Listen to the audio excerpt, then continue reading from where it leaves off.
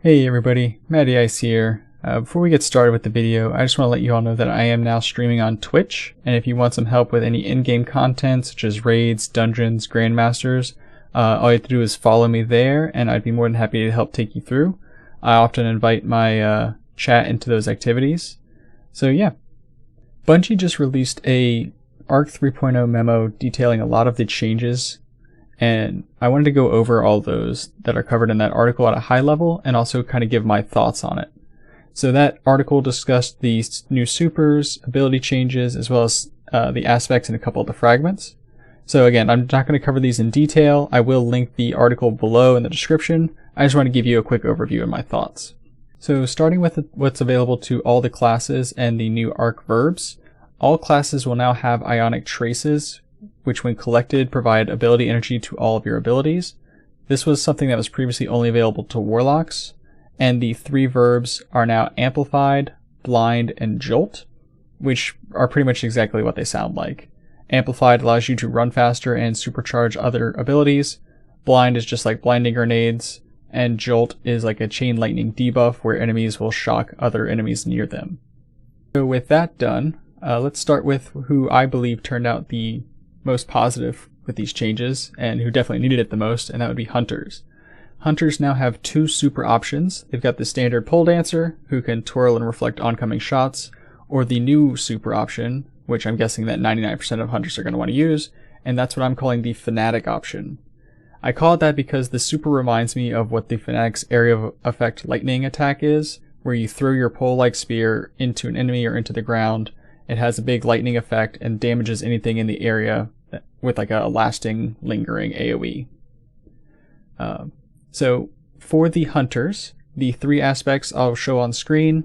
You can also get your Blink back. So hooray, Hunters, finally got Blink. And Blink is also getting an overall buff, since no one's really used it since D2, and Bungie kind of wants to bring it back to its glory days of D1 use. Warlocks, I'm going to be real with you here. We kind of got the short end of the stick. We get to keep our two supers, the Kamehameha and Tickle Fingers.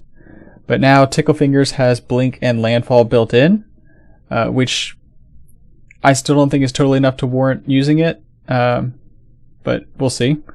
The melees didn't really change, but they can be buffed when amplified. Your three aspects, I again will show on screen here, and the Ionic Traces and Arc Buddies did make the list. The Ionic Trace one seems a little weak to me, but again, we'll kind of see. Warlocks, we also did get the Lightning Surge, which could be interesting, but again, we'll have to wait and find out. Alright, moving on to Titans. You, I believe, got the second best result out of these changes. You get two supers, again, your Slam and Missile. Nothing really changing with your Missile, but your Slam is now a combination of the top and bottom tree, kind of similar to Warlock, where you're getting a lot of those intrinsic abilities built into your Slam. Titans also get a new dash ability. So this is to help dodge or close the gap when charging an enemy, because Bungie wants Titans to live up to their crowd-eating potential of just punching things in the face. Speaking of which, they also gave Titans a new melee attack, which is basically just a Falcon Punch. This melee, you have to stand still to charge and release. You cannot move with it. You cannot hold a charge. So it's likely not going to be used in PvP except just as like a meme build, and will likely be used in PvE as a kind of a use case situation, or just to troll your friends by punching them into a wall. Bungie also listed 4 fragments that I will again show on screen here, and we'll likely see some more locked behind the raid completion. But my overall thoughts on the changes is that it was a pretty low bar. Arc was very rarely used and underutilized.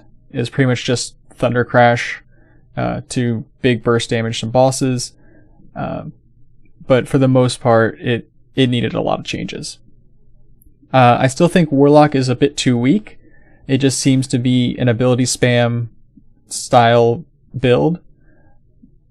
The Hunters got a much needed super and a lot of good ability changes, and Titans got some great aspects that should serve them pretty well as they punch things into oblivion. I will definitely give Warlock a shot, but I can see myself slipping back into Phoenix Protocol or Voidlock. unless there's other seasonal mods to keep me on Arc. I also really hope they put some kind of mod in, or some kind of, maybe seasonal mod, where your ionic traces count as arc wells, because it seems like that's kind of the direction that it should be leaning. And again, whether that comes in the form of a consistent mod or a seasonal mod, it needs to be in the game, because that's essentially what ionic traces are, and there's so many elemental well builds out there that it needs to integrate in some form. But that's it for the video. I hope you all enjoyed, and let me know what your thoughts are for the upcoming Arc 3.0 changes. As always, if you could like and subscribe, I would greatly appreciate it, and I will catch you in the next one.